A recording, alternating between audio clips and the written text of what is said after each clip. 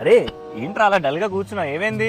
ఏం లేదు తౌఫిక్ భాయ్, నిన్న ఇంటర్వ్యూ పోతున్నా అని చెప్పినా కదా, అది దొబ్బింది.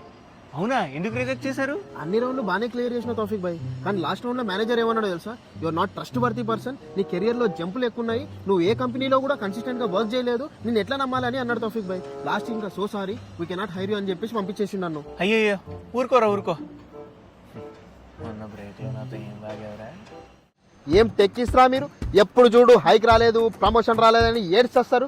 నన్ను చూడండి, కెరియర్ స్టార్టింగ్ నుండి ఇప్పటి వరకు ఏ కంపెనీలో 2 years కంటే ఎక్కువ పని చేయలే. ఎందుకు అనుకున్నారు? నేను మీలాగా హైక్ల కోసం ప్రమోషన్ల కోసం పిచ్చోన్లా వెయిట్ చేయలే. షిఫ్ట్ మీద షిఫ్ట్ కొట్టి ప్యాకేజ్లా హైక్ సంపాదించుకున్నా.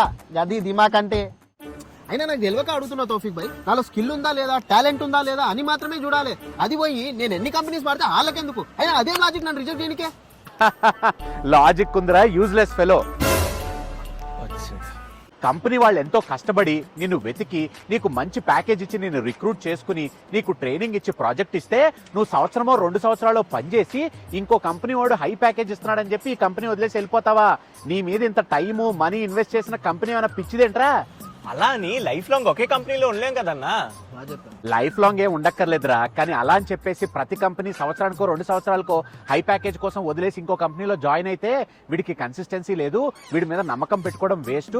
వీడిని రిక్రూట్ చేసుకుంటే రేపు పొద్దున మన కంపెనీ నుంచి కూడా ఎప్పుడప్పుడు వదిలేసి వెళ్ళిపోతాడు. So better don't hire him అని మిమ్మల్ని ఎవ్వరూ తీసుకోరు. Always remember, consistency is the key. Bloody nonsense. నవ్వుకోండి, బాగా నవ్వుకోండి.